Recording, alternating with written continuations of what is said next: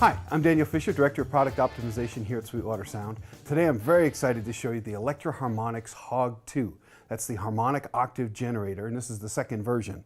It's pretty much the same as the HOG1. The primary differences are that they've improved the algorithms for pitch detection and transposition and the harmonics. Two, they've made the master volume now presettable per patch, so you can make all your patches even. And most important, they have now added CC numbers, MIDI continuous controller numbers, to every single slider and button on this thing, which means that you can access it either from some MIDI controller like I have here, or on sequences, which is very exciting.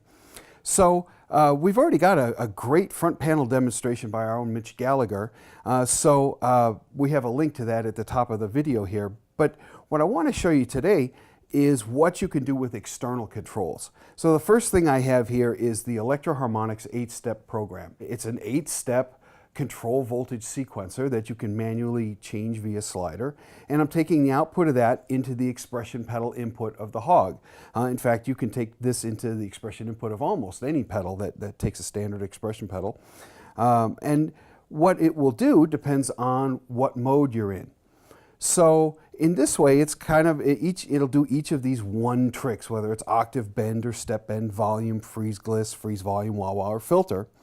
And so right now I'm going to set it to volume, and if I play, I can have the volume changed by this, and I can actually get a pretty cool tremolo that I could make any shape I want. I can make a square wave shape. I could do something smoother. In fact, using glide on this, I could make very nice sine waves and all different kinds of waves. But I can send this to anything. So I could send it to wah wah and have an automated wah wah. Then I could have expression pedal control over the rate if I wanted. But I can make unusual shapes.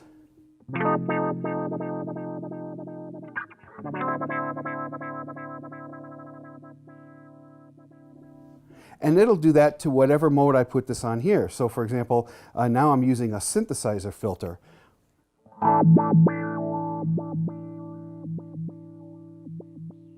And I have full control over resonance as well as the cutoff frequency. And I can even do it to pitch. And by hand, I can change this to be whatever I want.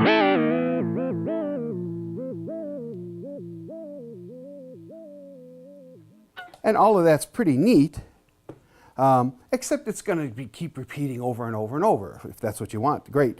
But what I thought would be interesting is to see what we could do if I used a sequence with a drum pattern and then laid track after track of different controller numbers that each go to something on this, whether it's pitch bend or volume or wah or filter, and to see what would happen. So for example, when I'm on volume, I can make this one of these buttons do the volume. So for example, if I step on the pedal here, I can turn volume on and off. So if I use this controller to send CC number 7, which is master volume, I can actually pulse the volume.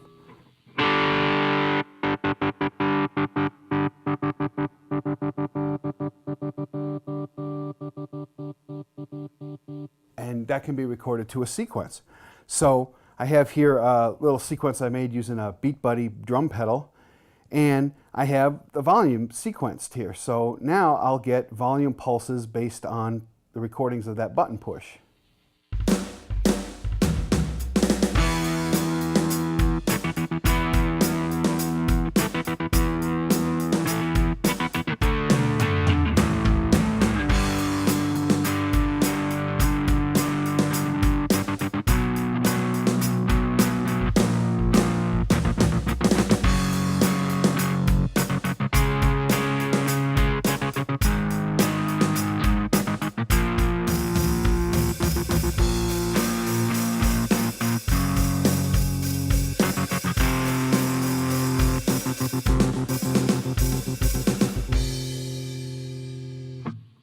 And that's going to be in perfect time because I hit the button while I was listening to the drum track in the first place.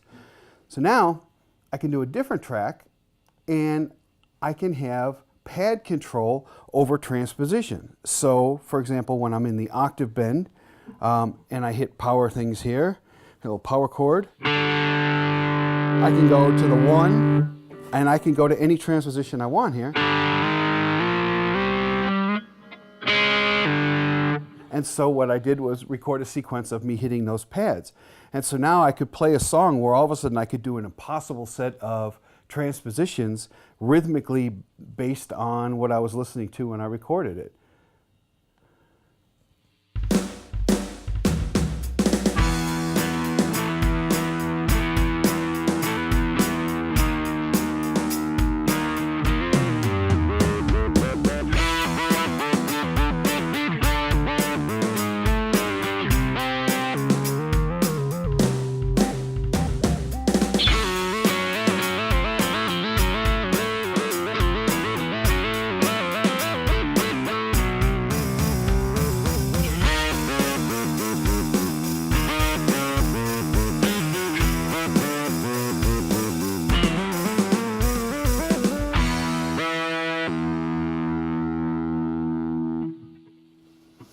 And I can layer those track after track after track of volume and pitch. I could do freeze gliss. I could make it do wah. So here's I'll do something with filter.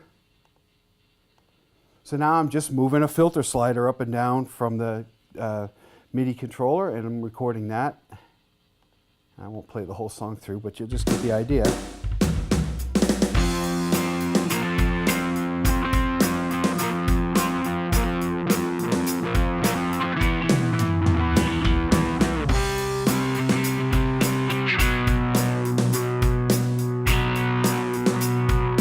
All right, so now I'm going to take each of those tracks, the filter and the pitch and the volume, and I'll run them all at the same time along with the drum track and get some craziness that way. And everything will sync up because that's how I recorded it.